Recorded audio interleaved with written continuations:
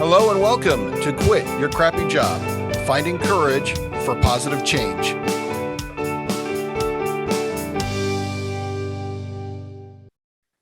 Hello and welcome to today's episode of Quit Your Crappy Job. I'm your co-host, Scott Wilson. And I'm Jeff Hughes. Good to see you, Scott. Good to see you, Jeff. You doing well? I'm doing great. How about you? Fantastic. And I'm doing even better because today we are joined by Ryan Lucia, who is going to tell us and walk us through his story from being a software sales extraordinaire expert to transitioning to starting his own business, a garage door business of all things. So I thought that was a very fascinating story, transitioning from software to something that's hands-on mechanical. So Ryan, welcome. Thanks. Glad to have be on. And you use the word expert, not me, or extraordinaire. High praise, but I appreciate it. Well, we'll get into that, right? You'll explain your expertise and your journey. So as always, Ryan, as we get started, I'd love to give you an opportunity to just explain, give yourself, or give our audience rather, a little bit of background about yourself, some context before we dive into your career changes. So I'll do kind of a high overview and then let you guys kind of pick it apart and whatever. So I started I was in automotive, been in sales and marketing my whole life. But a divorce through working at a dealership caused me to rethink things. So I went to a company called Cars Direct, which was like a subsidiary to Internet Brands, or Internet Brands is a big conglomerate of different websites, lead gen type stuff. And we sold leads to car dealers at Cars Direct. And I was blessed enough to know the dealership side, and this was my first B2B opportunity. So at the time, it was like, can I do this? Because I'd always done B2C sales. So within a year, I was in top 3 and kind of maxed out my potential there, and still wasn't making nearly the amount of money that I was making in the auto, like the dealership. So I started looking around, and the guy that got me that job called me and said, hey, there's a software company, probably not like the greatest opportunity because, they're struggling, but it's an opportunity. And if you get in now and things take off, it could be a good opportunity for you. So I was like, fine, I'll interview. Let's take a look at it. And, my wife and I had just gotten married, found out that we're pregnant with our first. And so I go interview in Alpharetta. And the company was Contact at Once, which I thought was a cheesy name, but who am I to judge? So I get there and I'm wandering around this office, and, I'm poking my head in offices, and everybody's like, who are you looking for? And I'm like, John Hanger. And they're like, I don't know him. And I'm like, this is not a good start. So come to find out, it was like they subleased offices at another space. So like this was their office. They didn't have the money to have their own office. And so I was like the 9th employee. And so most of the people that were there were like contractors. And, I just remember going in there, and he pulled me in like this office that they used for like storage to interview me. And it was like an upside down chair on a table. And I just remember thinking, how do I find myself in these positions?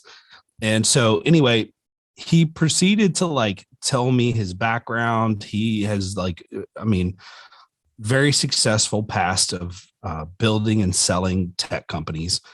And it got my juices flowing. And he was like, hey, we probably have 6 months of runway. We're looking for a hardcore hunter type salesperson that can come in here and, rejuvenate sales and, like get it going. Nobody here that we currently have on staff full time is a true salesperson. I think they even made it like they were honest about it and told me that I wasn't what they were looking for, but they ran out of options. And so, Nice. He was like super blunt about the whole thing, and I liked it. It was refreshing. And I'm a little bit of an underdog, like fighter type guy. So I was like, I'll take it. And it was like, I was accepting a job, like probably right around where I was getting paid anyway. So I went home, told my wife, she freaked out. She was like, what? It's 6 months before they close the doors and you took the job. She's like, I'm pregnant with a baby. And she's like, you've already gone backwards once, like you're going backwards again. And like, it was just, I was like, wow, we'll let you calm down. So anyway, it worked out really good. 6 months came and passed. We kind of figured some things out and it took off. And so, we ended up, I helped grow that team to 25 people. I led the sales team, 25 million in annual revenue. And then we got acquired for 65 million. Unfortunately, we got acquired by a publicly traded company, and I am not a political or publicly traded company type of guy. So they ended up calling me in HR, and I still remember to this day, it was like so weird. You know, here I am, I'm like an executive sales director, and I get called into the HR's office, which they put right next to me, by the way, which I found very interesting. Probably rightfully so, just to be honest. So I'm sitting there and she's like, hey, Ryan, how are you? How are things going since the acquisition? I'm like, good. And this is one of their employees, right? Like that they brought down. And she's like, you know, I was going over your resume and it's really weird. There's no education on here. And I was like, yeah, I'm a salesperson. Like, do you need education to be a salesperson? And she's like, well, yeah, kind of like, you know, we have a standard for our executive team, like, you know, and started going to like a bachelor's degree or whatever. And I just like the writing was on the wall, but like, how crappy is that? Right. Like, you know, not that I was the reason you bought the company, but I was a big reason why you bought the company, like what we were able to accomplish as a team. So I just felt slapped in the face and I was like, you know what? I'm not doing this again. I'm not making another company a bunch of money and then get fired because some dude's having a bad day or my freaking GED or whatever. Right. Like, I mean, so superficial. And so, you know, I said, I'm going to do something different. And I was tired. Like I really started reflecting on myself and what I enjoyed. I love the people that I worked with. I didn't enjoy too much like the conference calls because I understood every aspect of the business. They wanted me in all the like a lot of the meetings with the product team and the support team and the marketing team and the sales team and the executive team. And so I was just in a lot of meetings and I don't enjoy that. Like here we do 15-minute meetings. You gotta have a really good reason to have anything over a 15-minute meeting because you start losing me after that. I'm just like, get me out of here. So we have quick, fast meetings where we accomplish things. If we're going to go over, we're actually doing the stuff that we're talking about, not just talking about it. So I was just like done. And so I had a marketing agency prior, like a little side thing that I did. And one of my clients was a door company out in California. And Larry was the owner's name. And he was crazy and a little bit of a pain in the butt as a client. But he grew on me and then he got cancer. And so I started like, you know, talking to him. We became friends. And around this time, I like the acquisition and after the conversation with HR, I had reached out to him and told him, I'm like, dude, we got acquired. Like they're calling me in the office. Like, I don't know what I want to do. I'm just reflecting. I got, you know, I had some stock options, but not much. Because I had left and came back and didn't buy the original ones. And they gave me some new ones at not nearly the same price. So I kind of screwed myself there. But here I am like trying to reevaluate. I'm 30, 35, 36, just had our second child. So my wife's like, oh, great. Here we go. Like, just take another software job. We have a lifestyle now. Like, we're comfortable. We got money in the bank. Like, why are you going to disrupt this and screw everything up? And I was like, I don't know. Like, I can do anything. Like, whatever I want to do, I can do it. And she's like, I know that, but we're going to be broke. And so Larry came up with the idea of starting a door company. And it was like one of like 5 different ideas that I had. And looking back on it, it's the worst decision, but also the best decision. But I was going to, it was narrowed it down to starting a marketing agency or a door company. and I had like extensive experience in marketing and no experience in garage doors. Nor I didn't know the names of tools. I knew how to put a light bulb in. I knew how to hit things with a hammer, especially my finger when trying to hit a nail.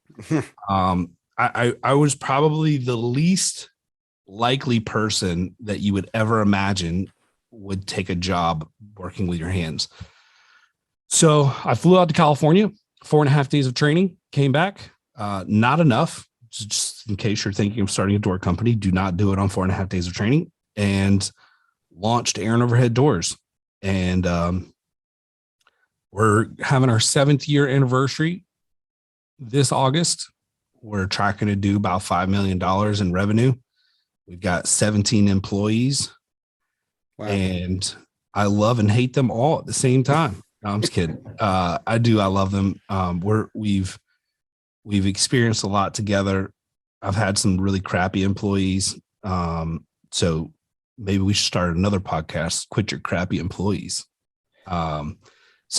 But yeah, I mean, it's the best and worst decision. It was a lot of sacrifice. It wasn't easy by any means. And really things didn't start clicking until probably about 1.5 years ago for us. So it was 5 long years of stress.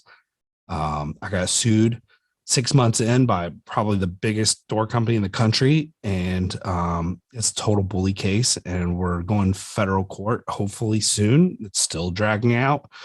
I mean, like, we've just taken our lumps, right? And it's all over, like, you know, anyway, yeah, I won't get into it, but yeah. So that's pretty much my story. 2.5 years ago, I started Such and Such Media, which is a marketing agency. Probably should have done that to begin with. And it's taken off. We've got 9 employees, and we're looking to get over the $1 million mark this year. So, wow, that's fantastic. That's a lot to unpack too, by the way, Ryan. So, just again for the audience, you're in the Atlanta area, as am I. Yes. Right? Okay, so let's go back on your big narrative here. You were at a software company, they got acquired, that was causing you some change. Your wife wasn't particularly happy. How did you resolve that conflict? I mean, that to go and leave this and start an entrepreneurial thing is a pretty big thing, and you really can't do it if your spouse isn't on board with something 100%. Like that. Do not advise that. I mean, you can put your foot down, but it's going to make it worse. So I had my wife is very unique in the fact that you have to like punch her in the face with it, like not literally, but like you got to just drop the bomb, right? Like, I'm going to start a door company.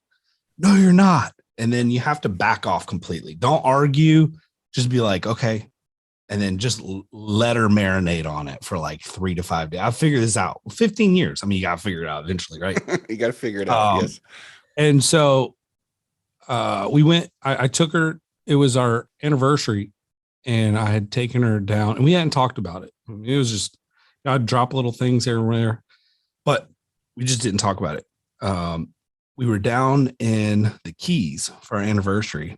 By the way, which is like really weird. Maybe it was good luck. People say it's good luck, but I had a bird like crap on my head while I was walking down the street there. So never had that happen. And then the next day I took her to Little Palm Island. If you guys have not gone, highly recommend it. You're going to drop $1,000 or $2, but it's one of the greatest experiences in my life. So they take you out on a little boat. We did the private dinner on the beach. They put out little rose petals. Deer were out there like chomping on the rose petals all around our table. I mean, the menus were catered to us with like Mr. and Mrs. Lucia. And I mean, it was just like perfect customer service. Food was amazing. And we're just sitting there eating. And she just looks at me and she's like, let's do it. And I'm thinking, man, heck yeah. Like, I didn't know what she was talking about, but I thought I knew. And she was like, no, the door company, you idiot. And I was like, oh, okay. So I was looking for a place, right? Because we're on the beach. And she was like serious about it. And I was like, do you know what this means? And she's like, not really. And I said, this means like a lot of sacrifice. Like, I've got the spreadsheet with all the numbers worked out. Like, I mean, there's a chance we could lose everything. I want to be real with you and just make sure you understand, because halfway through we can't pull out. Like, it's all or nothing. And she's like, map it out for me. So I was like, we got to refinance the house like immediately. We got to do this. We got to do that. Like, pay off all of our debt, reduce our overhead. We got to do this. We got to sell your car. We got to get them cheaper. And I could just see her eyes, like she's getting overwhelmed. And, but she was like, let's do it. And I guess, now we've built something that's worth something. So if I'm ready to quit, I can sell it and I walk away with, hopefully millions of dollars. Right. Rather than just, working for someone else. And then when they're ready to cut me, come up with some reason to not pay me a severance when they're just trying to reduce the bottom line, Wow. Yeah. So that's awesome. So that's pretty cool. So you got your wife on board, or rather she came on board after thinking about it. She, dared to dream with you. What about the guy who trained you in the overhead door? How did you meet him? Was that through this little marketing company? Yeah. Prior, I had a marketing agency. And how did you start that too? We'll come to that. So when we got pregnant with our first, my wife made decent money. She was running a dental office, but her desire was to be a stay-at-home mom. And I love to work. Like, I'll just be honest with you. I mean, you give me 70 hours of work, I'll I'll crush it. Right. I'm going to put in 100 hours worth of effort. So it worked out well. Like, I wanted my kids to be productive members of society, and my wife, I knew she'd make a good mom, and, we were on the same page. Like, so I said, you know what? We can't afford for you to quit right now, but I could start like a little marketing company and take on some clients and hopefully compensate the $40,000 or $50,000 she was making. So I did, and we did. Took off, did really well. And one of the clients that had reached out to us to hire for marketing was Larry at Aaron Overhead Doors in California. And so when it was time, I hate naming stuff. My marketing company is such and such media, because I couldn't think of a name, and that was the only thing I could think of that nobody else had already had. Aaron Overhead Doors was named because I didn't really have time to come up with a name, and he was like, you can just use Aaron. So yeah, that was. So you're not a franchise or anything? You're just independently owned, family owned. Yeah. I mean, I told him that if I ever sell a company, I'm going to throw him like 15%. So, and I'll honor that, because I wouldn't be, there's no, like, I mean, when I got to FaceTime you and I'm in Georgia and it's 8:00 in the morning here, and you pick up and like take 30 minutes to walk me through something you've already told me 2 times, you deserve it. I mean, like, that guy answered the phone like almost every single time I called. So yeah, he's a blessing. That's pretty remarkable, Ryan. One of the previous guests had talked about her strategy. This was Elise Orris. She had talked about having to have multiple revenue streams is something valuable to think about. And you've actually exemplified that. Your wife was going to stop working, and so you just started a side hustle. Mm-hmm. Why marketing of all things? What kind of started that? Where that idea came in? Like, okay, I got to make up for that income. I won't get a bigger job. I'll just start another one. I mean, I think my desire genuinely has always been to start a marketing agency, and I should have probably done that to begin with, but I believe that there's reasons why things happen, and I'll unpack this because, I think this is valuable, right? It talk about taking the long path, and God has a lot of patience with me. So we're all clear, because you have to, and God bless my wife's soul, because I'm not easy, but I started a door company, and then,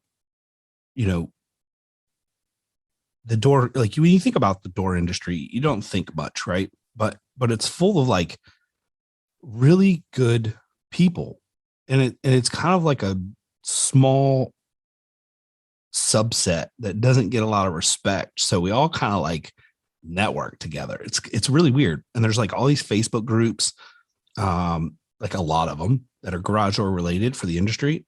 And So I saw this and then I noticed that there's like nobody with a voice in the industry. So I started a podcast called Torsion Talk Podcast, got sponsors because it was so niche. And then that turned into, it gave me a name in the industry. And then people started like respecting me, which all I was doing was like interviewing people. And I didn't hardly even know what I was talking about. I was like literally trying to learn while doing a podcast. And people thought I was like a product matter expert, even though I wasn't. But the idea was you have all these guys in the industry who came from being a technician and now they're trying to be a businessman. And that transition is extremely difficult. It's easier, in my opinion, to be a businessman and learn the technician side. So I saw it as an opportunity like, hey, I could teach business through interviewing other people and then also interjecting and kind of giving my opinions and stuff. So it took off and we've done very well for a garage door industry, like super niche. We've got 60,000 views or plays on our podcast. And then from there, I launched what's called Garage Door U, which is like we have like a mastermind. I do sales training and coaching for leadership and culture. And then we just recently launched Committed to Culture, which is where we're documenting our journey to creating the best possible culture for air and overhead doors through video on YouTube. And so my goal when starting air and overhead doors was to have 5 revenue streams in 5 years. And so I've got 7 now. Wow. And so we've been very successful with that. Wow. That's great. It sounds like you are able to almost make anything work. I mean, you made the sales job work and it was kind of shaky, and then you moved into garage doors. What do you attribute your success to? Is it just a hard work ethic? Were you raised that way, or how did that come about? Honestly, like I would love to take the credit, but if you knew like my past, I mean, my teachers like literally thought I was stupid. I'm not the profile of some like genius freaking high IQ. It's not me. It's just not. I do think that like hard work ethic is like, that is important, like willing to do whatever it takes. If I got to work 70 hours to make it work, I'm probably 40 hours screwed it up. Like I do everything wrong the first time and just learn from it. And then I'm willing to stick with it till it's finished. And I don't think a lot of people are willing to do that. But you know, I'm a man of faith, and quite honestly, I believe that I've just got like a crap ton of favor. You know, I've been, I'm a tither. I love the Lord and I do whatever he tells me to do when he tells me to do it. Sometimes I'll procrastinate a little bit, but, you know, As we all do. Yeah. I just believe like I'm not perfect by any means. Like if you spend a day with me, you'd probably be like, this dude's freaking crazy. He made me different. I understand that. I've embraced it and accepted it. It wasn't easy as a child, but now it works in society. And so like, it just works. And so I love people. I love my employees. I go to the ends of the earth with them, and like even some that don't deserve it, and I still help them. Doesn't matter. So I just I contribute it to my faithfulness, honestly. And then like, you know, sometimes it feels easy because like just a path is being paved, and I've just got to work really hard to get, you know. There's definitely like, I don't want to make it sound like, you know, he just does it all and, you know, it's been super easy. I mean, it's not been easy. But yes, I have very thankfully been extremely successful at everything I've done with the exception of school. Yeah, you mentioned that, Ryan, in your kind of background summarization story that you had gotten a GED. Yeah. Which is amazing. That's just amazing. You're doing all of this stuff. You know, one of the guests that we had, when you mentioned a GED and kind of your rough past, reminds me of one of the guests we had was a ex-NFL player, and he had been talked about how he'd been diagnosed with, I think he said dyslexia. And it wasn't until he was at college playing ball that this problem got figured out. And they were able to help him. And from then, that's when he became kind of a late bloomer academic. And a lot of it was just basically the way he learned was different. And once he had that figured out, he was like, oh, you mean now I can do this stuff too? Where before he was 100%. frustrated, didn't get it, right? Couldn't say it better myself. I didn't know how to learn. I still remember being in 5th grade, and everybody was like, Ryan, you got so much potential. This is an important week. If you don't do good this week, then we're gonna have to hold you back and you won't be able to go to middle school. And I was like, I felt all this pressure, and I'd already been held back to readiness. So I was like a year older than everybody else. I had all these tests that were modified for me for multiple choice instead of like written. I had high schoolers come into the school to like mentor me and help me. I mean, there was a lot of support, right? It's just 15 minutes into the class, I'm stuck and she's still going, and I need her to stop and answer questions because I don't understand. And I need to know from beginning to end before you move on to the next thing. And I was a slow learner. I was a slow reader. I was a dreamer. Like, I could look like I'm paying attention, but I'm in like a whole nother space or like worlds. Right. But it was easy for me to I would just shut down. Like after 15 minutes in class, I would just be like, well, I don't get that. And she's already on to 2 more things. And I didn't hear the second thing because I was trying to figure out the first thing. So I'm just going to give up. And I think when I turned, I got into a lot of trouble. I dropped out of high school at 17, got into drugs and alcohol, run the streets and stuff. Sold drugs, was very successful at it, I guess, is about as successful as you can be. But then after that, when I got my life right and dedicated my life to the Lord, that's when I started figuring out how to learn. I don't know what clicked, what happened. I can't explain it, but it was like all of a sudden I wanted to read. I started reading like leadership books and business books, and I knew I wanted to do something with my life. And here I am, like, 19, 20 years old, and trying to turn things around. And I'm like, if you talk to me, you'd be like, this dude has no chance, at that age, just because like, I was a mess. So I think I was diagnosed with ADD or ADHD or both, and dyslexia, I think, when I was a kid. Like I just had every disorder you could imagine. But I think like what he said, ADD and ADHD, if used properly, is a superpower. Like, yes, I tell kids that, and it's kryptonite until you figure out how to manage it. Like, it'll disable you. And then once you use it to your power, no one can keep up. Like, absolutely no one can keep up with you. And then you have to adjust your lifestyle so that you're not being boxed in by people who don't have that superpower, because that happens a lot. People can't control you. They leave you. And that's been me my whole life. So I don't attach to people like super easily, just because I'm used to that. But I treat it like a superpower. Wow. Yeah, it sounds like you, when you got a little bit older, perhaps got a little more mature.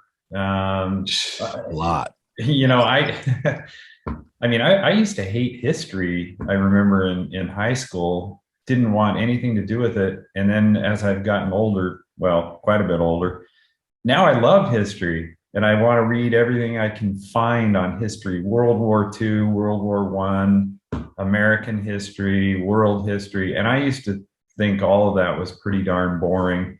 In high school, even in college, I wasn't much for it. But I don't know, I guess the older you get, more mature you are or something. And some of those things become more interesting. But I'm just fascinated that you were able to kind of get out of this downward spiral, I guess, and really turn things around. That's remarkable. That's an inspiration, I think, to a lot of people. that it's never too late to turn things around. Yeah. And I think a lot of it too has to do, you talk about like maturity. So Proverbs is like my favorite business book. I think it's probably the best business book. And I'm not trying to turn this into like a Christian podcast. I don't know what y'all believe, but it actually says in Proverbs to ask for wisdom and you'll receive it. And so I took that to heart because I didn't know any better. And I was stupid. And so I'm like, dude, I would like wisdom because my whole life I've been told I'm stupid. I felt stupid. And this feels like the answer. And so I started praying for wisdom and asking for it. And I genuinely believe that he's given me that. And now, like think about this, right? People pay me good money to fly to their business and tell them like how to improve as a high school dropout and druggie, right? Like, how weird is that? And these people, like some of them have like college degrees in business and stuff. And I'm like, what am I doing here? And what's fascinating about it is, originally education was not your thing. And then as you've gotten older, you are actually in the education business. You are educating people about your trade and about marketing and about these other things. So it's very impressive. Yeah, you're the teacher now, Ryan. That's Yeah. amazing. And, Really what you just said, Jeff, was making me think about that company. You said, Ryan, when they brought you in, I was like, yeah, you don't got this piece of paper. I was like, well, you were the top sales rep that they had. In fact, you built out I the led the sales team model for the company, for most and of the it's time. like, why would you? Just because somebody doesn't have a, it's like we're going to ignore all the money you made the company because you don't check a box on a piece of paper. I mean, how stupid is that? Well, Talk about very stupid. short-sighted. Yeah, I don't know if that was it or if that was the excuse, right? Yeah, but I will still. tell you that like they were paying me an astronomical, amount of money, compared to some of the other people in the business. And so like I also think that they thought, you know what, like we can get this guy off our payroll and it shouldn't affect us that much. So yeah, I don't know. I try not to like spend too much time on it, but I do think that, there were multiple motives there and they just used that as an excuse. Yeah, could be. Yep. That makes sense.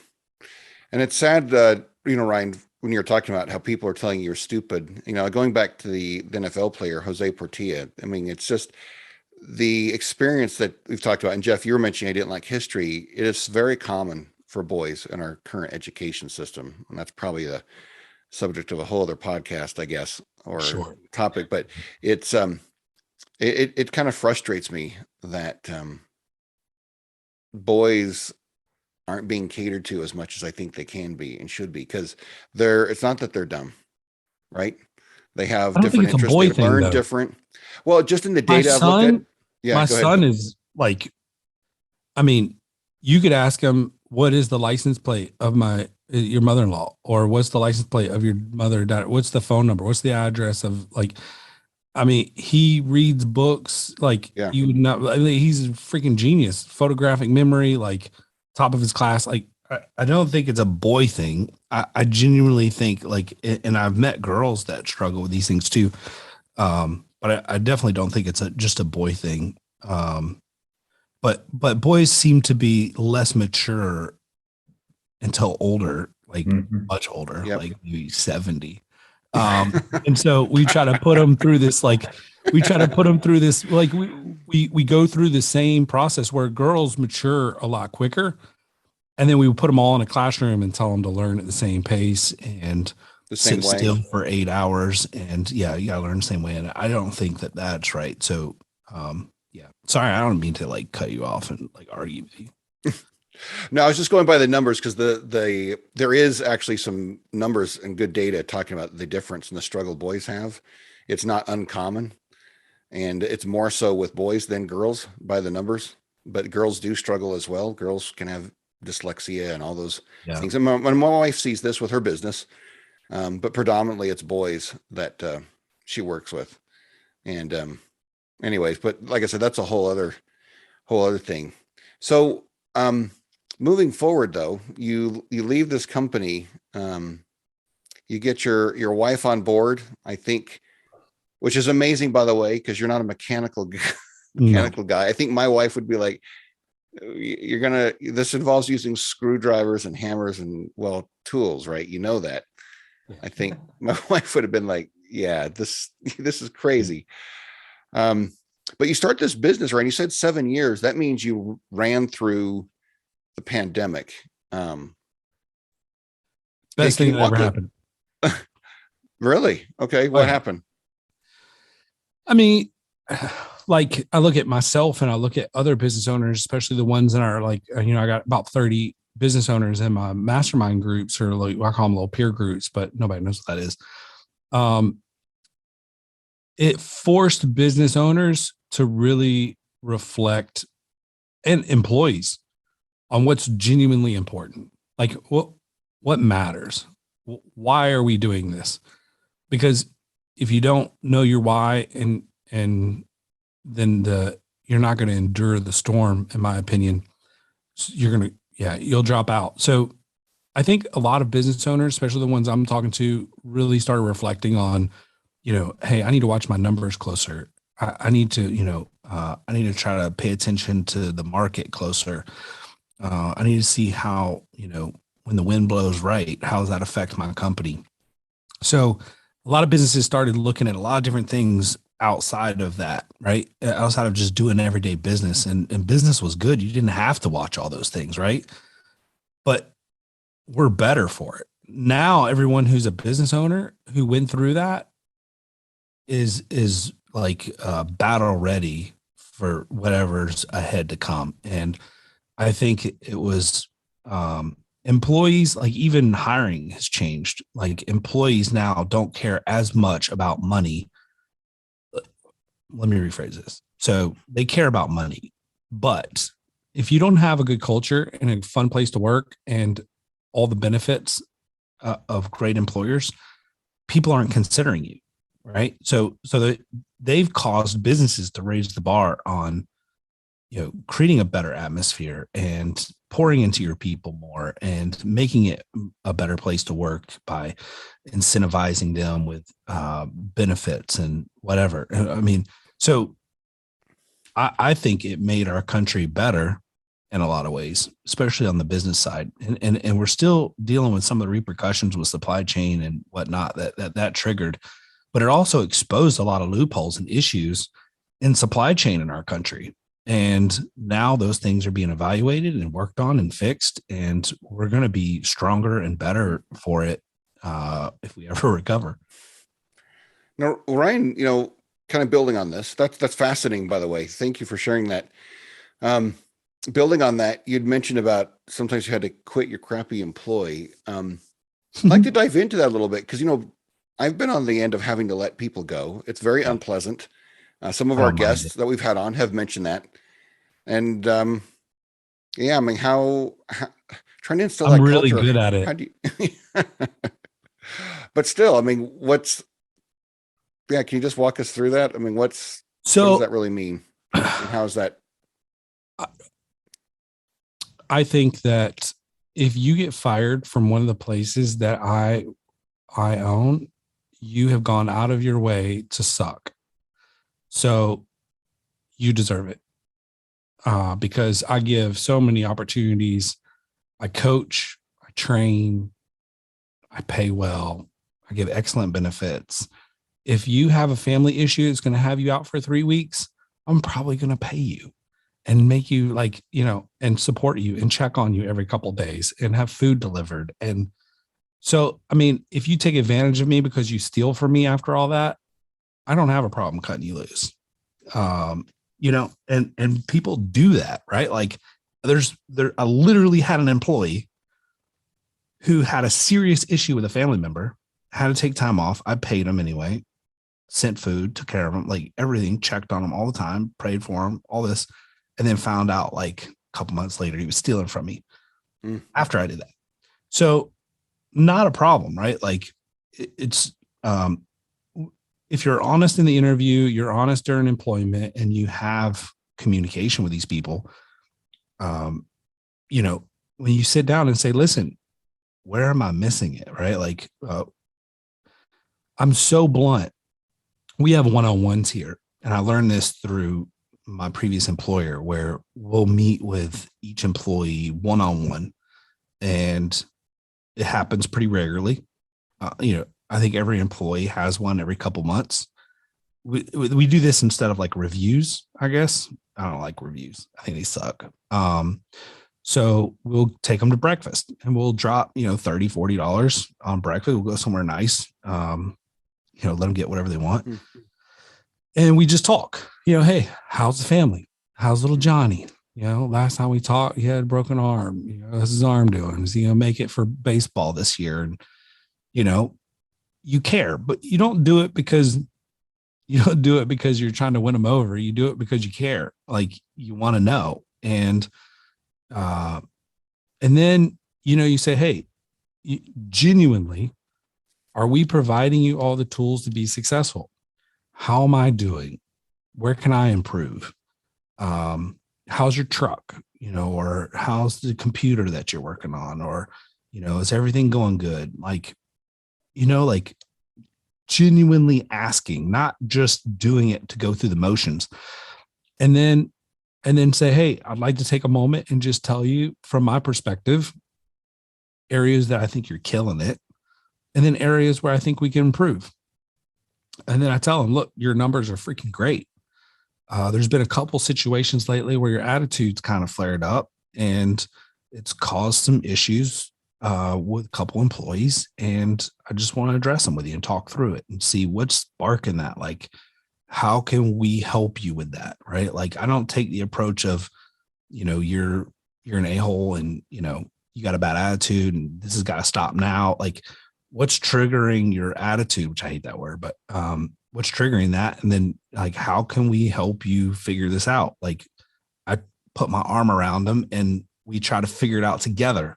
It's not a you problem. It's a us problem because you're affecting everybody. And, if you take that approach in a loving, caring manner, and then they still don't show like they care to improve or get better, I don't have a problem letting you go, because I feel like I'm, early in my career, it was like, hey, maybe I didn't give them enough training, or maybe I didn't do this, or maybe I didn't do that. And I was right.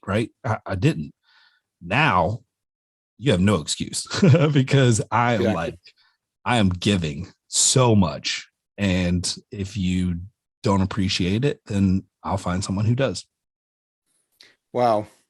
Ryan, this is like business school. Some of what you said reminds me of a little bit of Adam Smith, the great Scottish economist, although I don't think at the time they called him an economist. But one of the things he had talked about is that every person has this innate thing built within them to try to improve their situation. And the idea that you're coming in and not coming to necessarily tell somebody this is what's got to be done, though I'm sure you have to do that for some things in training, but you're working with them. Look, this is an us problem, and you're getting them to solve the problem with you is remarkable, because you're tapping into this innate thing that everybody has within them, and you're trying to build that up. You're like in the people business, it sounds like. 100%. And if we're an employee first company in both businesses that I've got, a lot of people say customer first or customer, whatever. I think that's totally wrong. Like, you're focused in the wrong place. If you do a really good job with your employees, then they'll take care of your customers and you won't have to. Yeah. And you also put a lot of burden on yourself. I noticed the way you were talking about that, to go biblical here, that reminds me a little bit of in the Bible, right? The Last Supper. When Jesus announced that someone was going to betray them. The thing that in that story that has impressed me actually is that no one looked around, oh man, it's got to be Judas, right? Or it's got to be this guy. All of them were like, oh, is it me? Right. And I've often thought from a leadership perspective, it's good to start with that, to go, well, it could be me actually. I'm the one who's not trained them well enough, or I'm the one who's miscommunicated, or I'm the one, and to try to start from that vantage point first, not only I think disarms an employee, right? But it's true. We could have, as leaders, done something incorrectly that led to a misunderstanding. That's why the behavior that we don't like has happened. Yeah. So I was going to ask you, Ryan, do you have any employees that started with you from the very beginning that are your staunch, always your go-to employees? Anybody? Well, yeah, here at the marketing agency, we didn't really lose an employee until just recently. We lost our first one, so 2.5 years, and then had another one put a notice in like 2 days ago. So that was really difficult. But in my experience, because I've been a part of a lot of startups, like quite a few, Mm. you rarely keep the people you start with, in my opinion. I've not seen it happen successfully, because what happens is when you start a company, no one wants to work there. Like, I mean, usually, right? So attracting top talent that you can't afford is really difficult. So you end up finding people who are willing to sacrifice, or maybe up and coming, that are willing to take a chance. And sometimes those work out, but rarely, just rarely. Like, so I unfortunately accept the fact, because I've seen it so many times, that the people in the beginning aren't going to be the people at the end. And a lot of that comes from when you're early stage, you have all these people who care deeply for the business, but also take ownership in a good way and also in a bad way. And when you start, when like a lot of them will feel like super gratifying because they're doing two or three people's job and they feel super accomplished. And then when you go to divide those up, they're like, oh no, not like, and then they feel less important when they really aren't. Right. And so you have this whole psychology of like, now they feel less important. They're trying to make more money, but you're taking responsibilities off of them. And so rarely does that go right. Rarely. I've seen it happen a couple of times, but it's rare. So yeah, I don't, I hope I answered that correctly. Yeah, well, whatever it's the right answer, because that's May not be right or wrong, but that's my experience. Yeah. That's good. What other advice would you have for somebody who is in a, I don't know, a less than desirable job? They're looking perhaps to move into something else, maybe entrepreneurial. We're having fun talking to a number of people that have left their situation with their employer and now they're working on their own. It sounds like you are, as they say, an overnight success that's taken you 7 years. Is that accurate? It's taken me 43 years, but yeah, I guess it could seem that way. Yeah. But I mean, do you have any advice for people that are just starting out and want to jump ship and start something on their own? I mean, I think there's a lot of people that talk about it, not a lot of people that want to do it. Mm-hmm. I think that,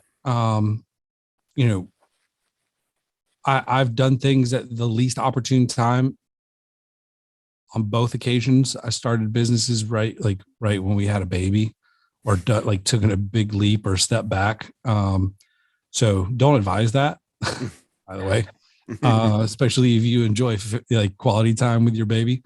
But I think in the grand scheme of things, what we have to evaluate is, number one, if you're looking for another job, great. Like, take it seriously and almost make that like a full-time job, like put in the effort. Right. And I would say, if you work at a crappy job and you want to work at a good job, then identify what that good job looks like, and then identify the companies that match that, and then just go all out. Like, do everything you can, either get the job or get a restraining order. And that's the way I explain it. That's how I'll tell my salespeople, like, get the job or get a restraining order, but never lose a job for lack of trying. And so with that, I would say, if you're going to start your company, if you're looking to start like a business, like, don't do a side hustle, unless you're, whatever. But I would say, like, all in. It's amazing. I think part of the reason why I'm so successful with startups is because I don't even consider failure as an option or going back or quitting and getting a job. I just, I go all in to the point where it's like, it's going to work or we're going to fall flat on our face. And when you dive in head first, it usually works if you have the skill set and the fortitude. It takes a great amount of, yes, effort, but like resilience, because you're going to get punched in the face so many times and you got to just be like, that sucks, and just keep on going and like shrug it off. So yeah, that would be my advice. Yeah, and it seems like you started, well, from your description, all of your jobs have started at inopportune times. You just jumped in and said, you know what, sink or swim, we got to do this. Yep. It sounds like you're not much of a fan of doing the side hustle or stepping into things slowly, You easing need a in. little extra money. A side hustle is not a bad idea, but Yeah. and then I'm 50-50 on, I wish employers did a better job of helping people start businesses, because like I'm a hardcore entrepreneur at heart, and I tell my employees, like, if you want to go start a business, tell me. I know it's uncomfortable. That's uncomfortable. Like, I'm going to go tell my boss, hey, dude, I want to start a company and I want to leave you. Right. But I genuinely would help them. Like, I would say, dude, that's freaking awesome. And let's walk through this. Let me help you find things that maybe you're not looking at, help prepare you. And then let's set a date. Maybe it's 6 months out or a year out or whatever. And I'm not going to, like, if it's a door company, maybe not, right? Like, maybe, I don't know. It depends on the person, I think. But I'm a very niche, like boutique style garage door company. So I don't really think I would have a problem with it. So if somebody wants to start their own door company, and my non-compete doesn't even have, I'm probably one of the only few dealers that does not have a non-compete that includes you can't work for another door company or start a door company in my marketing area. I don't care. Yeah. Go for it. Like, you can't steal my employees, you can't steal my customers, but I'm not going to keep you from doing what you love to do or are good at. So yeah, that's great. I mean, that really is a refreshing approach. Years ago, I had a boss that said, he said, my goal is to promote all of you beyond me. And I just thought, man, what a great approach. His whole goal was to see us succeed beyond his success. And most bosses aren't like that. They don't want you to achieve success beyond where they're at, and Right. they talk a good line, but they really don't want you to succeed beyond their success. But this one individual, he was remarkable. That was early in my career, and I have to say I have not come across as many bosses later in my career that had that same approach. yeah, I've always kind of tried to build people up so that if I left or got hit by a bus, it could just keep running the way it is. Like that, whether that was I worked somewhere or, here. I've got a general manager over there. It runs really smooth. I don't have to really put in a whole lot of effort at my door company. I'm the visionary. I'm the emotional leader for sure. I drive things because I'm never happy. But over here, same thing. I'm the visionary. I handle the sales over here. But until we're still startup. So, 2.5 years old. And, once we get to the stage, I'll have this place fully staffed in a year. And, then I just get to go play on the lake, I guess, or something. I don't know. That's awesome, Great. Ryan. Just for our audience, where Ryan and I met is my garage door had died. And the thing that impressed me, just to provide some additional context to everything you just said, Ryan, is that I found you because you had 100% 5-star ratings. And I was like, no way. That and didn't can't be know what I was possible. doing. And now That's not you almost regret hiring me because now you know I didn't know what I was doing. exactly. Exactly. No, but I was like, no. So I went to different sites. In the South, there's a site I think called Kudzu. So I went to it to go see what the ratings were, and every angle I was trying to look at, just 5 stars, 5 stars, 5 stars, everyone 100%. I was like, okay, I gotta call these guys to at least see how this is. So all this work you're talking about has really paid off because, yeah, I mean, That people transition from software IT to the like blue collar world, here's a little nugget. You'll do very well if you're good with your hands because you're very systems, automation processes driven, and it makes it a lot easier. Where you're going to find your biggest challenge is scaling up because these companies don't scale like a software company. I tried that. Don't do it. It's hard to find, like, it's hard to get people, blue collar people appreciate stability. They want stability and benefits, and a 1-year-old company doesn't offer a lot of that. So it's hard to get people to buy into your vision in the early years. And so a lot of times I had to hire people that I normally probably wouldn't had, but I did. And luckily enough, we didn't hire anybody that was horrible. And some people bridged a gap to get us to another point, and it's unfortunate that they have to have that mindset, but it's just kind of the way it is. Right.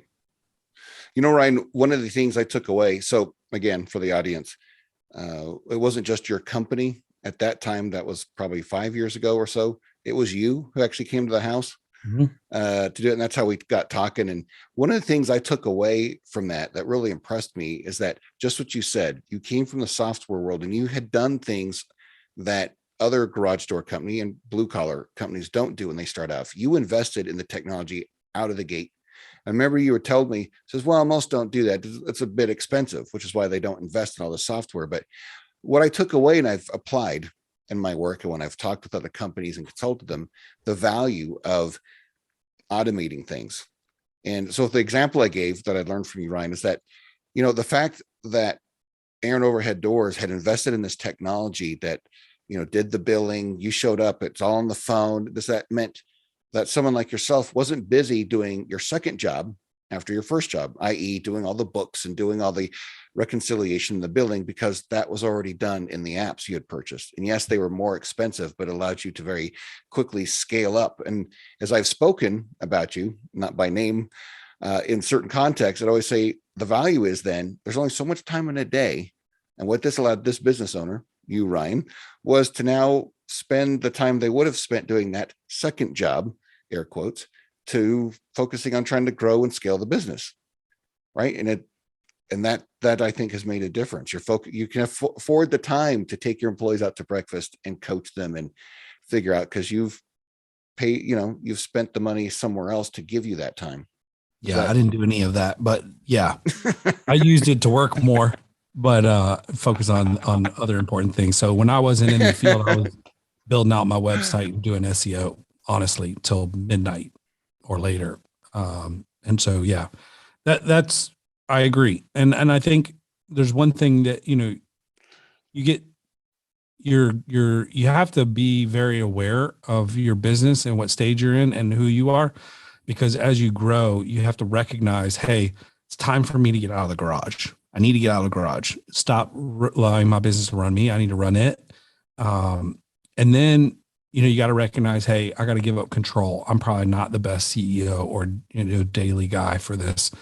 And in the beginning, you have time, but no money. So everybody is like, oh, well, I can't have the best software. Like, I want this software. And no, you can't have that software. You need the cheap software. Like, what is the minimum that you can run this off of? Because after, it was a year and a half, I outgrew the software that I was on and moved to another one. And then outgrew that one, moved to another one. And so, that's okay. You don't have to have like your 5-year plan figured out. You're not going to have your plan figured out. It's a waste of time. Do a 5-year plan on a startup, 1 to 3 years max. And you're probably going to have it way wrong by the second year anyway. So, but then as you get bigger and you have people, now you got money, but you have no time. So it shifts. And so then you start investing money to buy time. So now I've got like an assistant that I pay to help me because I don't like email. It stresses me out. And I feel like I'm at everybody's beck and call because of it. So I don't check it. And she manages it all. And at the end of the day, she like, hey, so-and-so emailed you. They want to know this. And I'm like, all right, well, tell them this. And she'll just reply to my email for me. Like, I hate it. Like, I hate it. And so since I've relieved that myself from that, I'm like the happiest person on the face of the earth. And it's so worth the investment. Right. And so as you grow as a business person and your time becomes more valuable, you start to give that money back to buy time. And you got to recognize those stages and try. The sooner you can recognize them, the better, because then you can take action and it just flows a lot better. That's awesome. That's good advice for sure. And I think, like you said, some people do when if they're going to start their own business, or even if they're just working somewhere. I've seen people try to think out way too far in the future. Mm-hmm. I think that's very insightful. Just 1 to 3 years. With COVID, I used to do 1 to 2 years. Then COVID hit and we went to quarterly planning. I even stopped doing like 2020 when we were planning for 2021. I didn't even do a year plan. I did a first quarter plan, and then we did a second quarter and the first quarter. So, I mean, you just gotta be flexible. Wow. That too is good. A good nugget. You're full of all this information coming back to be flexible. Flexible. Yeah. Coming full story, this is what you had said, you were not very good in the academic realm, but yet you now are the teacher dispelling all this wisdom and coaching people and helping other business owners. That's bumps and bruises. I'll show them all to you. I got scars, battle wounds. God's like, whoosh, slaps me on the head. Learn that. So I learn it. Hey, the best teacher, one of the last guests, in fact, our last episode, we just recently published, which will kind of date this episode, but the former NFL player, he had talked about that all your learnings come from all your failings. It's not the good times where you really come to develop valuable things. It's like when this guy. Things are down. I have to listen to that. Yep. Perfect. Well, any other words of advice, Ryan or Jeff? Do you have any other questions or things you'd like to No, I appreciate hearing the story of how your life has progressed, and my takeaway is never give up and seize the moment, take advantage of the time that you've been given, and jump in with both feet. So I think that's outstanding advice for radical persistence. What's that? I call it radical persistence. Yeah. Yeah, that's great. People will think you're crazy. Well, this is awesome, Ryan. This has been a great discussion. I want to thank you for joining us and dispelling all this wisdom. I know I've learned a lot, and I hope all of our guests have as well. It's fun. I love to share. I'm not right all the time, so take it with a grain of salt. If something resonates, good, run with it. But if you disagree, that's okay too.